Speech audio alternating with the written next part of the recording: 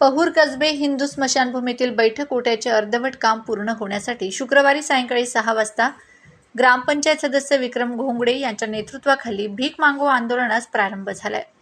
यावेळी पहूर कसबे ग्रामपंचायत समोर महात्मा फुले, डॉ. बाबासाहेब आंबेडकर या महापुरुषांच्या प्रतिमांचे पूजन करण्यात आले।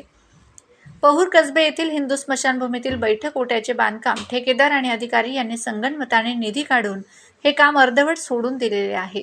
या संदर्भात गेल्या 10 दिवसांपूर्वी जिल्हा परिषद बांधकाम विभाग जळगाव यांच्याकडे लेखी तक्रार दिलेली असून अजूनपर्यंत काहीही कारवाई झालेली नाही। तसेच रखडलेले कामं पूर्ण करण्याचे कोणतेही पाऊल उचलण्यात आलेले नाही। त्यामुळे नाईलाजाने विक्रम घोंगडे यांनी व्यथित होऊन लोकशाही मार्गाने भीक मागो आंदोलनास सुरुवात केली। आंदोलनात विष्णू घोंगडे, सुरेश घोंगडे यांच्यासह ग्रामस्थ मोठ्या संख्येने सहभागी झाले आहेत। प्रश्नचिन्ह न्यूजसाठी शंकर भामेर, पहूर।